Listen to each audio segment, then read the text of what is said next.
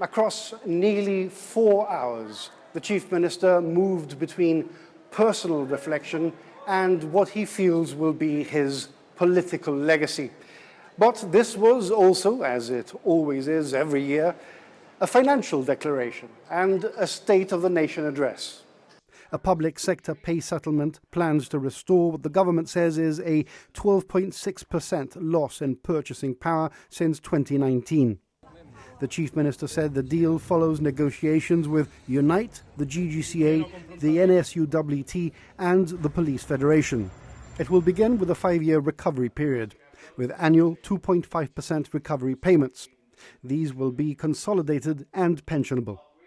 Public sector salaries will also rise by inflation during those 5 years, although any inflation above 2.5% may be deferred for between 12 and 36 months. Full recovery will apply to public servants earning up to £100,000. Those earning above that threshold will receive a reduced recovery rate of 50%. Public servants with more than 15 years of service will receive 2 additional days of annual leave. He also confirmed that once the estimates are passed, the government will begin filling approved vacancies in the 26-27 complement, including 57 new AA posts in the civil service. Madam Speaker, I want the House to understand the significance of what has just been announced. For the first time, the public sector pay rise settlement does not simply ask what is owed for the past. It asks, how do we stop this happening again? This is quite a seminal aspect of this new approach. We're not just closing a historical account, we are justly building an architecture that will govern the relationship between inflation and public sector pay for years, possibly decades to come. Men's pensionable age will be reduced to 60. Women's will remain at 60. The change takes effect as from the 1st of July and will benefit around 1,400 men. The estimated cost is £8 million. Mr. Picardo said the measure applies to qualifying contributors in Gibraltar and Spain. The minimum wage goes up from £9.50 to £10 an hour. Mr. Picardo said the minimum wage stood at £5.40 when his government came into office in 2011, meaning it has now risen by 85%. The speech was delivered against the backdrop of the treaty and its imminent implementation. Mr. Picardo said the agreement will be signed in Brussels next Tuesday and provisionally applied as from Wednesday. He also confirmed he will lay the UK-Gibraltar Concordat before Parliament in the coming days. The government also plans legislation to ban the sale of tobacco products to locally resident people born after 2009. Other measures included a £30,000 housing bursary for new entrants to the Royal Gibraltar Police, available from the 3rd year of service and tied to an 8-year service commitment. There will also be a tax allowance for fees received by Gibraltar resident musicians for live performances, where earnings are reinvested in equipment and instruments. This will apply retrospectively from July 2019.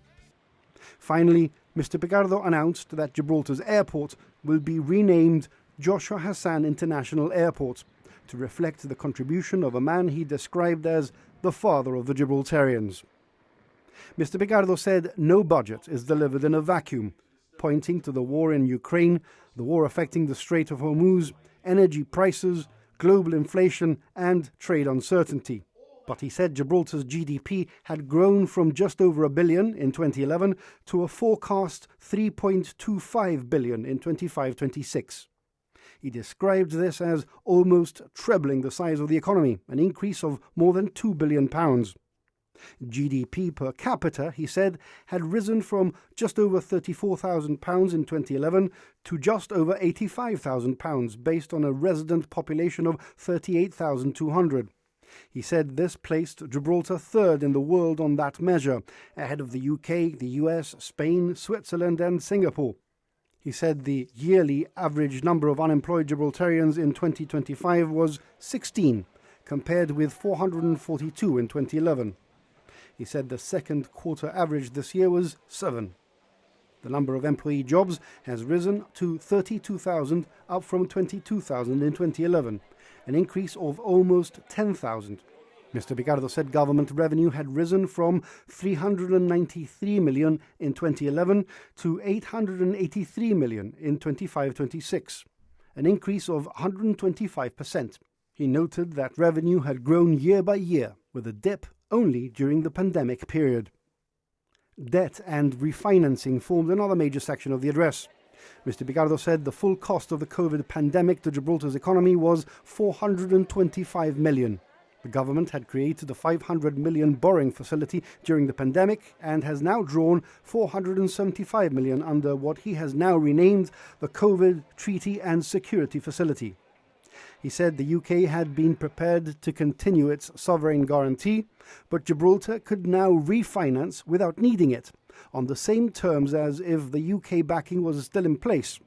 We must all be very proud indeed to have demonstrated that we can borrow on the same terms now on our own 2 feet. But it's also true to say that the level of support we've received from a Conservative and a Labour administration on this is a testament to the confidence there is in the public finances of Gibraltar under our stewardship and the economy of Gibraltar.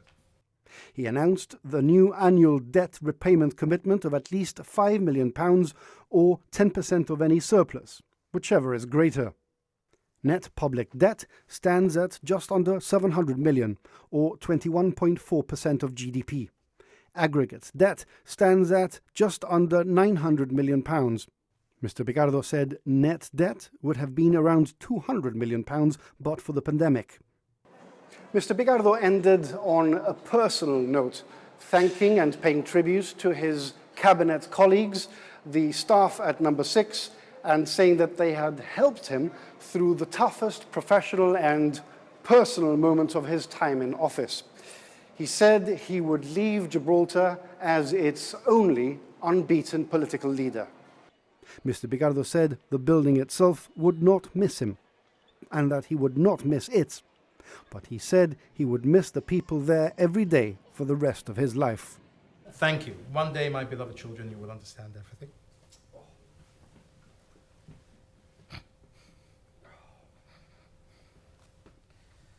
I think I'd better not continue with that bit, Madam Speaker, and just go on to the bit that honourable members love.